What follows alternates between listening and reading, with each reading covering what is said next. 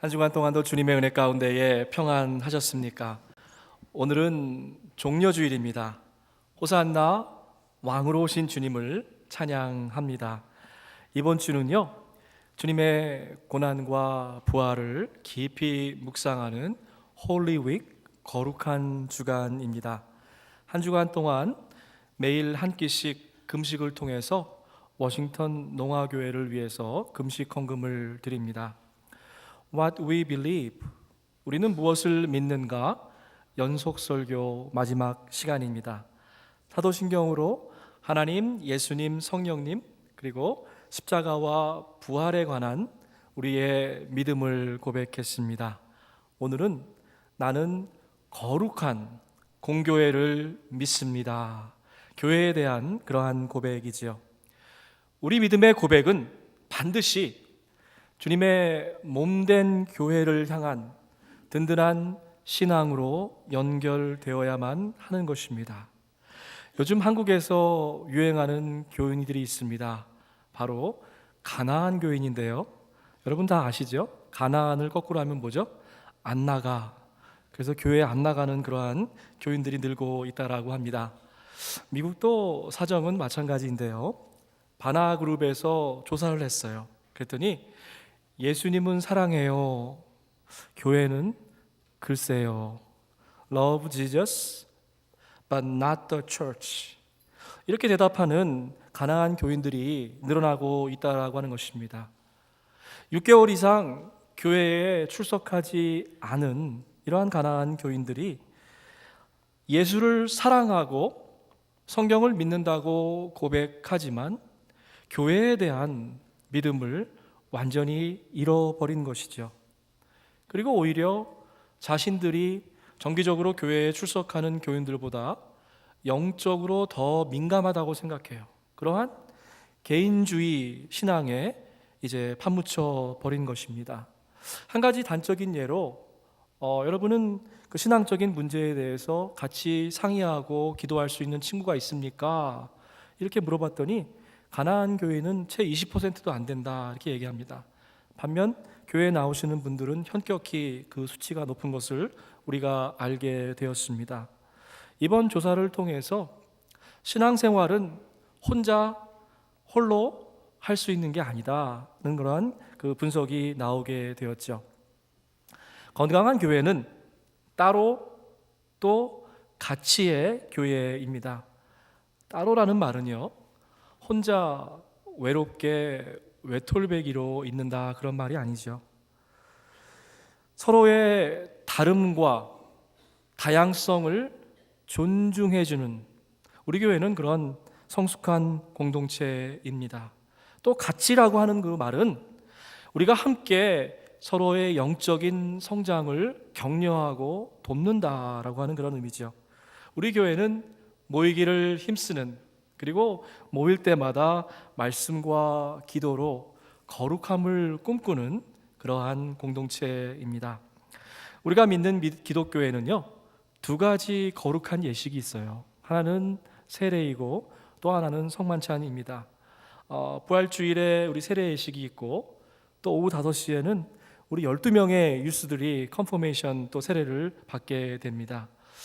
몇 주 전에 우리 체스터브룩에 나가는 우리 영어권 우리 학부모들, 또 우리 본교회에 있는 한어권 부모님들 다 이렇게 함께 모여서 세례의 의미에 대해서 설명하고 어떻게 하면 우리가 좀 아이들을 주 안에서 믿음으로 양육할까 이렇게 한 대화를 나눈 시간을 가졌습니다. 여러분 짧은 동영상을 좀 보여드리고 싶은데요. 너무나 감동스러운 그러한 시간이었습니다. 부모님들이 아이들의 그 발을 씻겨주고 부둥켜 안고 축복기도 했습니다. 여러분 동영상 좀 보여주시겠습니까? 영광으로 채워주소서. 산도같이 소리치는 살아계신 주님께 주여 높임을 받으시옵소서.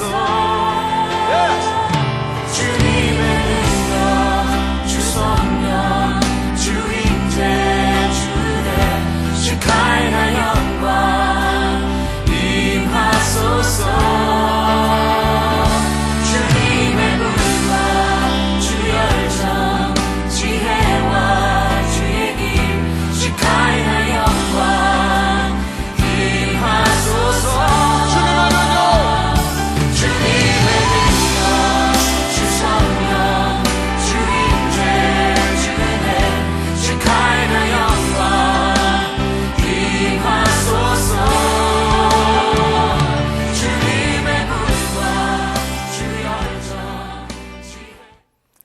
방금 보셨지만 오늘은 우리가 매달 갖는 성만찬을 통해서 교회의 의미를 함께 좀 생각해 보고자 합니다.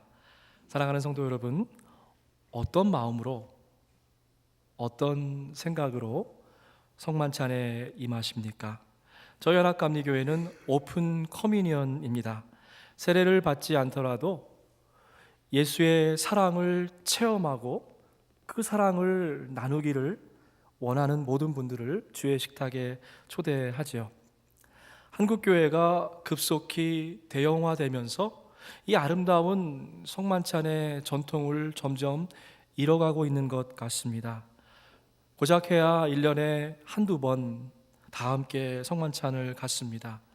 수천, 수만 명이 한꺼번에 모여서 성만찬을 받으려고 하면 정말 많은 시간이 필요하고 또 인내도 필요하기 때문에 그렇죠.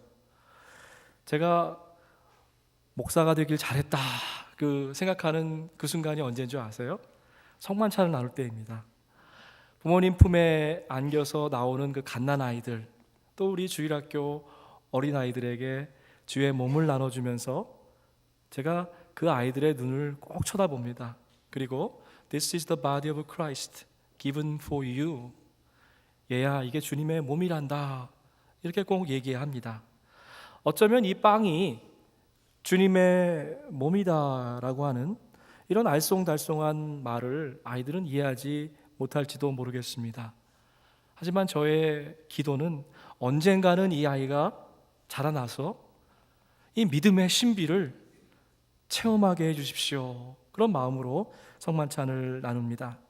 성만찬은 우리 공동체가 매달 첫째 주일 주님과 언약을 맺는 시간입니다. 여러분, 성만찬을 좀 깊이 살펴보면 그 안에 건강한 교회의 모습이 고스란히 담겨져 있다는 것을 우리가 알게 되지요. 우리는 하나님의 딸과 아들로 부르심을 받았지만 늘 자꾸 넘어지고 자빠지고 그러는 것 같아요. 번번이 세상의 유혹 앞에서 쓰러집니다. 때로는 누가 우리를 유혹하는 것도 아닌데 자기 스스로의 욕심에 걸려서 넘어지기도 하지요. 평지풍파란 말 들어보셨습니까? 자기의 정욕과 욕심이 넘쳐나면요, 편편하던 길도 험산줄령이 되고 광야로 바뀌더라고요. 성만찬은 주님과 나, 또 그리고 우리 주님과 공동체가 어떤 관계에 있는가를 새롭게 다짐하고 점검하는 시간입니다.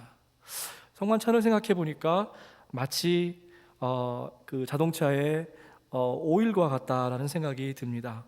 요즘은 자동차들이 많이 좋아져서 만 마일마다 오일 체인지 하고 그러더라고요. 근데 바쁘다고 내 차는 좀 특별하다고 오일 교환하지 않고 계속해서 내리 달리면 어떻게 됩니까?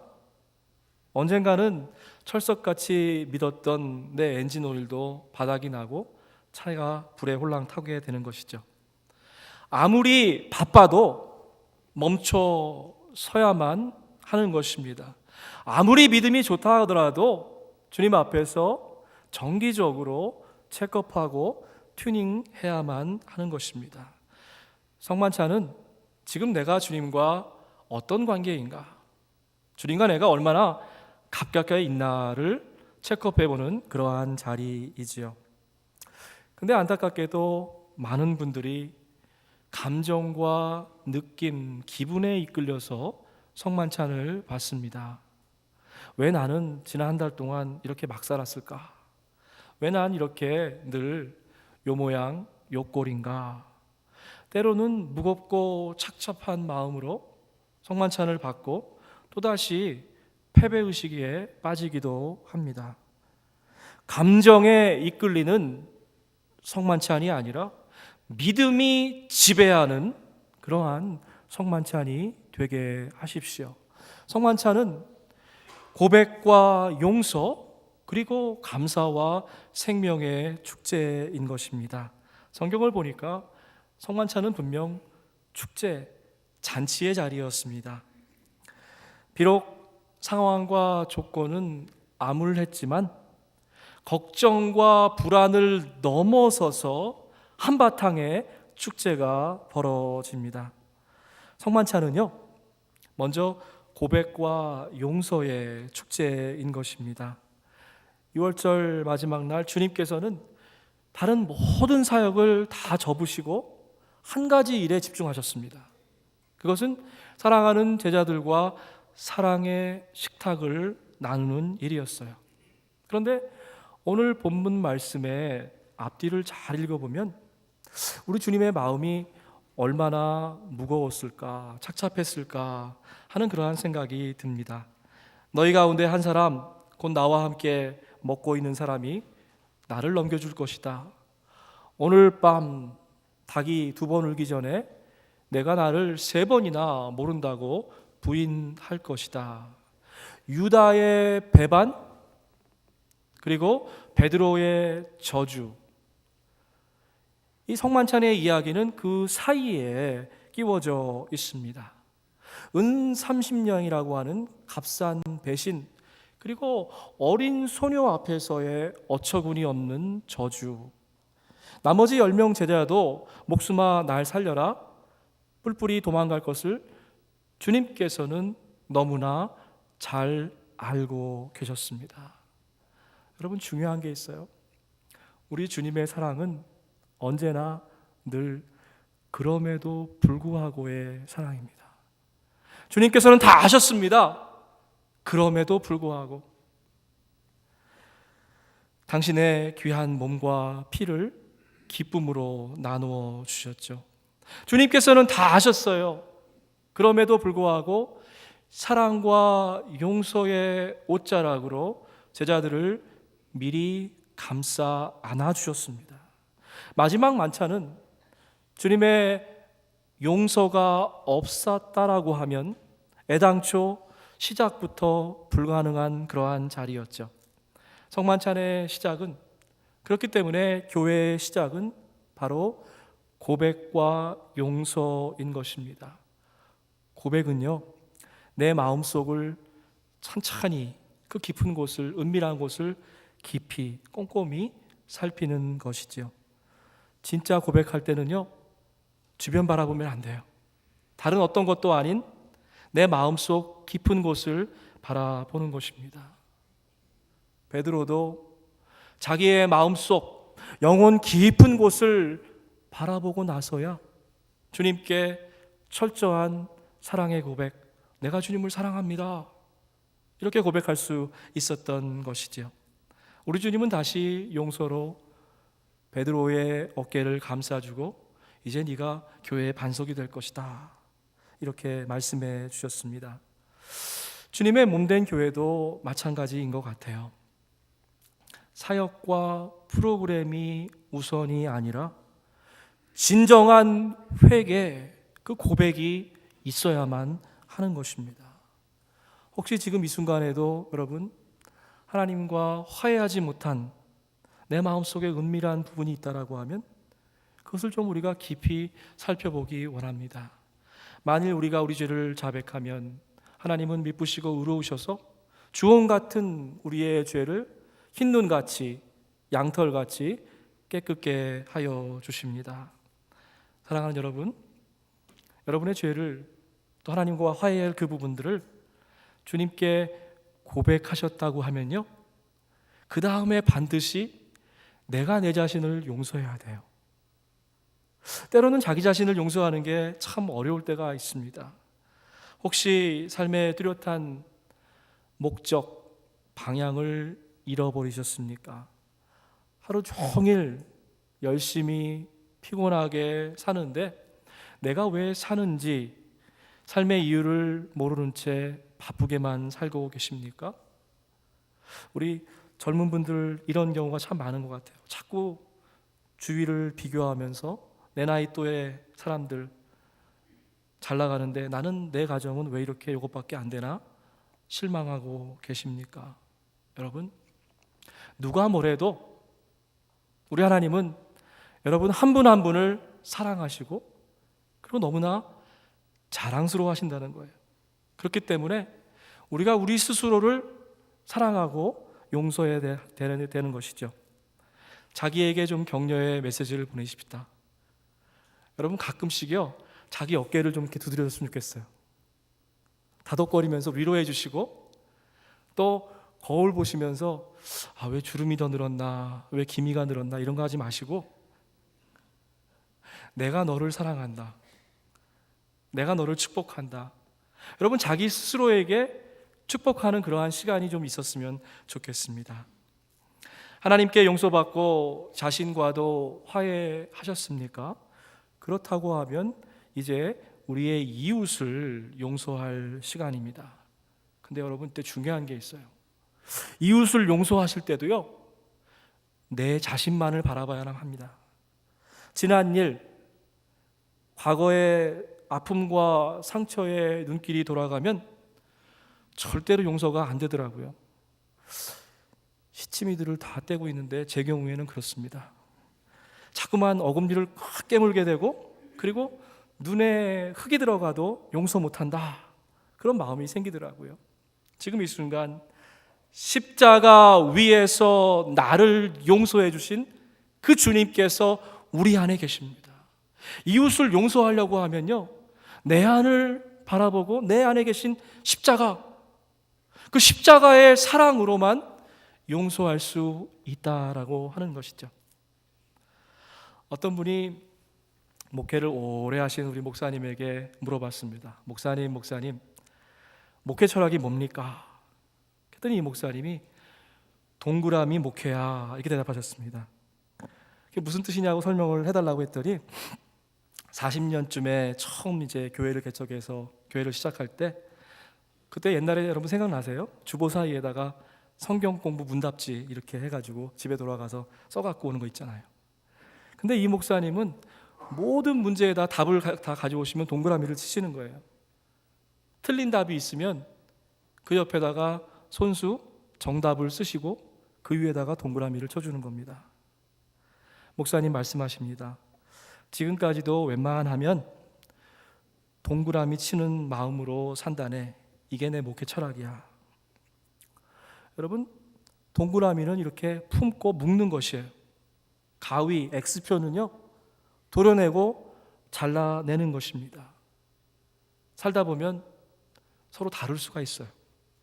분명히 차이가 납니다. 그런데 쉽게 X표 치고 도려내는 것이 아니라 다소 시간이 걸리고 힘들지만 동그라미의 마음으로 품어야 하는 것이죠. 교회뿐만이 아니라 집에과 또 일터에서도 마찬가지입니다. 여러분, 지난 일주일 동안 몇 번이나 이 끓어오르는 분노를 참으셨습니까? 목구멍까지 못마땅한 소리가 막 올라올 때 여러분 동그라미로 끌어안고 감사하시기 바랍니다. 자녀들을 바라보면서 하나님, 이렇게 귀한 딸을, 이렇게 소중한 아들을 내게 주셔서 감사합니다. 아이들에게 손가락질하고 비난할 것이 아니라 동그라미의 마음으로 한번 좀 품어보시기 바랍니다. 일터와 사업장에서도 가위표 치고 잘라내고 싶을 때에 여러분 먼저 감사하세요. 하나님, 주님의 사랑과 십자가의 용서를 내게 배울 수 있는 기회를 주신 것 감사합니다. 교회는 정확하게 여러분의 가정과 일터의 연장선 위에 놓여 있는 것입니다. 일주일에 한 번 딱 1시간 예배 드릴 때만 동그라미의 마음이 아니라 24/7 일주일 내내 동그라미의 마음으로 여러분 사시기를 축복해 드립니다. 놀랍게도 그런 감사의 마음이 생기면 보이지 않았던 감사의 조건들이 우리에게 보이기 시작한다는 거예요. 자기를 팔아먹었던 그 형들 앞에 섰던 요셉의 고백을 좀 들어보시기 바랍니다. 형님들은 나를 해치려 하지만 하나님은 악을 선으로 바꿔주셨습니다. 그래서 오히려 많은 사람들을 구하게 해주셨습니다. 형님들 두려워하지 마세요. 제가 이제부터 형님들 모시고 형님들의 자식을 돌보겠습니다. 우리 하나님은요 바꿔치기 선수예요. 우리 하나님은 악을 선으로 바꿔주십니다. 그런데 언제 그렇게 합니까? 우리가 감사할 때 하나님께서 우리에게 다가온 악을 선으로 바꿔주시는 겁니다. 그렇기 때문에 성만찬은, 교회는 감사의 축제가 되는 것이죠. 여러분, 감사할 때, 제가 고백할 때는 우리의 안을 봐야 된다 이렇게 말씀드렸잖아요. 감사할 때는 하늘만 바라봐야만 합니다. 주님께서 빵과 즙을 드시고 어떻게 하셨어요? 하늘을 우러러 감사기도 드리셨습니다. 곧 다가올 배신, 고난, 처절하게 그 달려 돌아가실 십자가의 죽음을 보신 것이 아니라 먼저 하늘을 향해서 감사기도 드리셨다는 것이죠. 주님의 감사가 없었다고 하면 성만찬은 불가능한 것이었습니다. 제자들은 복음도 십자가도 어떤 아무것도 이해하지 못했어요. 그런 제자들에게 주님은 감사함으로, 기쁨으로, 아낌없이 철저하게 당신께서 먼저 제물이 되어 주셨습니다. 받아라, 이것은 나의 몸이다. 받아 마셔라, 이것은 많은 사람들을 위해 흘릴 새 언약의 피다. 감사가 없다면요, 여러분, 교회는 존재할 수 없는 것입니다. 고슴도치들 보세요. 가깝게 간다고 가면 어떻게 해요? 서로 더 찌르죠. 상처만 더 깊어집니다. 교회에 감사가 없으면요, 자기 의만 드러나요. 우리 공동체 가운데 감사가 없다고 하면 남을 정죄하는 손길만 가득 차게 되는 것이죠. 세 번째로, 성만찬은, 또 교회는 생명의 축제인 것입니다. 마음속 깊은 곳을 바라보고 여러분 고백하셨습니까? 하늘을 우러러 감사하셨습니까? 그렇다고 하면 이제 따뜻한 시선으로 주변을 바라볼 차례입니다. 먼저 성만찬을 받은 우리가 이웃과 그 이웃들에게 빵과 즙이 되라고 하는 그러한 준엄한 명령이지요. 먼저 주님의 사랑을 경험한 우리가 사랑의 통로가 되라는 그러한 말씀입니다. 물론 성만찬의 시작은 고백과 용서에 있습니다. 누구든지 합당하지 않게 주님의 몸과 피를 마시는 사람들은 죄를 범하는 것입니다. 그렇기 때문에 우리는 먼저 자기 자신을 깊이 살펴보아야만 하는 것입니다. 바울은 고린도 교회에게, 그리고 워싱턴 한인 교회에게 성찬의 깊은 메시지를 선포합니다. 너희가 이 빵을 먹고 이 잔을 마실 때마다 주의 죽으심과 부활을 주님 오실 그날까지 선포하는 것이다. 성만찬의, 그리고 교회의 목적은 거저 받았으니까 우리가 생명과 은혜를, 구원을 돈 주고 산 사람 아무도 없잖아요. 거저 받은 그 생명을 이제 거저 나누어 주라라고 하는 것입니다. 고난주간 동안 우리가 누군가에게 복된 소식, 주님의 빵과 즙이 되기를 원합니다. 듣지 못하고 말하지 못하는 우리 농화교회 소외된 이웃을 위해 하루에 한 끼씩 금식하십시다. 금식은요, 밥만 덜어내는 것이 아니더라고요. 금식의 중요한 목적은 여러분의 생각을 덜어내는 것입니다. 한 끼 금식하면서 한 끼의 걱정과 불안을 덜어내는 것입니다. 한 끼 곡기를 금하면서 한 끼의 두려움과 염려도 덜어내는 것이죠. 그리고 그 자리에 고백과 용서, 감사와 생명을 채워 넣으십시오. 사순절은 교회가 뭔지, 교회가 왜 이 땅 가운데에 존재해야만 하는지를 생각하는 시간입니다. 교회는 따로 또 가치이지요. 영적인 성장을 위해서 하나님 앞에 단독자로 따로 서는 시간이 꼭 필요합니다. 하지만 교회는 홀로가 아니라 함께입니다. 혼자가 아니라 서로이지요.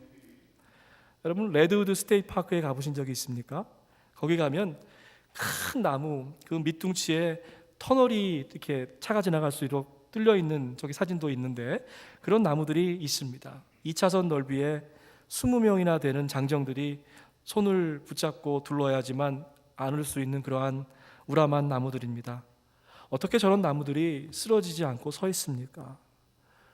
뿌리가 땅 밑으로 서로 연결되어 있기 때문에 그래요.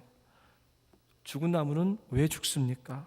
며칠 전에 굉장히 심하게 바람이 불었는데 그럴 때에 다른 나무 뿌리하고 연결되어 있지 못한 나무는 송두리째 뽑혀 나가는 것이죠. 사탄은 우리 교회가 아름드리 나무로 자라나지 못하도록 서로의 뿌리를 잘라내는 것입니다. 서로 연결되지 못하도록 한 명 한 명을 고립시키는 것이에요. 사탄은 모든 수단과 방법을 동원해서 따로따로의 교회를 만들려 합니다. 저희 교회도 따로따로 교회가 있는 것 같아요. 1부 교회, 2부 교회, 3부 교회 이렇게 있는 것 같은데 곧이어서 우리가 웨슬리 홀 재건축이 시작됩니다. 성전 건축을 앞두고 저는 이렇게 매일 기도합니다.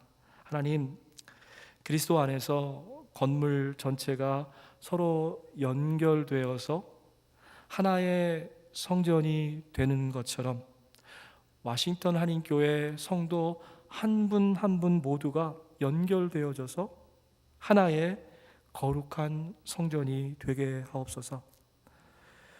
여러분, 장작불 떼서 이렇게 솥에다 밥 줘보신 적 있으십니까? 불 붙일 때 어떻게 합니까? 맨 처음에는 낙엽잎 하나, 그 다음에 잔가지에다가 불을 붙여요. 그리고 불이 붙고 나면 어떻게 해요? 장작개미를 하나씩 더 집어넣습니다.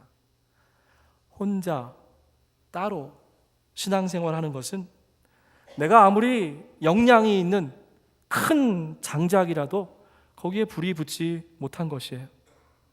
아무리 마른 장작을 옆에다 쌓아놔도 불이 붙지 않으면 아무 소용도 없는 것입니다.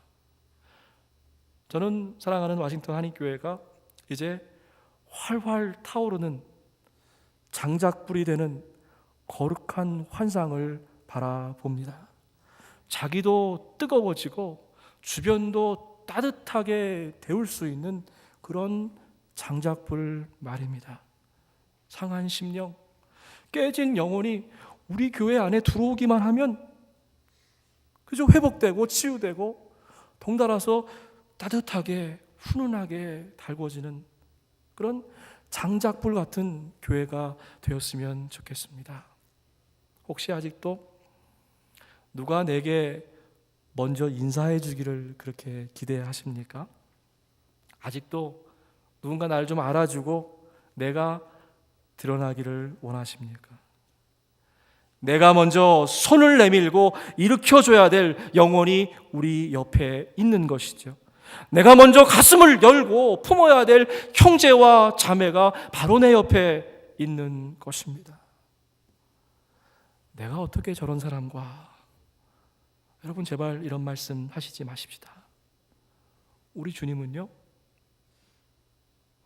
이 세상에 계시는 동안 어느 누구도 만나기를 꺼려하는, 싫어하는, 부끄러워하는 그런 사람들만 유독 쫓아가셔서 만나셨다는 그 사실을 여러분 좀 기억하시기 바랍니다. 사람들은 더럽고 냄새난다고 피했지만 예수님은 그 영혼 깊은 곳에 있는 아름다움을 발견하셨던 것입니다. 인사받기보다 먼저 인사하십시다. 사랑받기보다 먼저 찾아가서 다가가서 우리의 사랑을 마음껏 나눠주십시다. 우리 교회는 따로 또 가치의 교회입니다.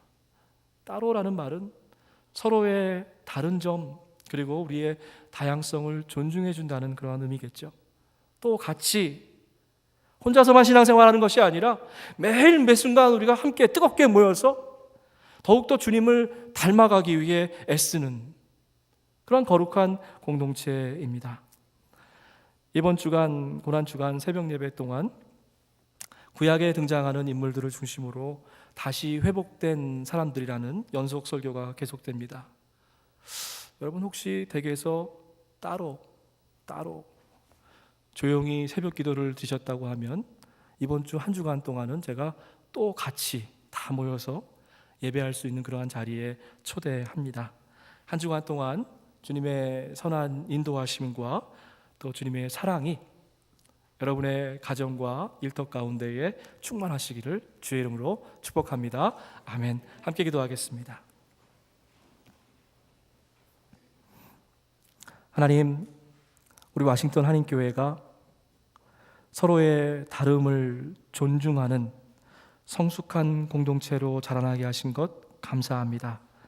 하나님, 이제 모이기를 힘쓰는, 모일 때마다 찬양과 기도와 묵상으로 하나님께 더욱더 가까이 나가는 장작불 같은 그러한 공동체가 될 수 있도록 은혜를 더하여 주시옵소서.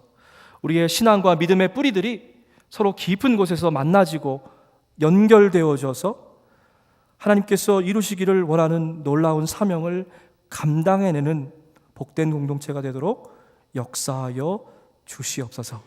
감사하고 예수님의 이름으로 기도하옵나이다. 아멘.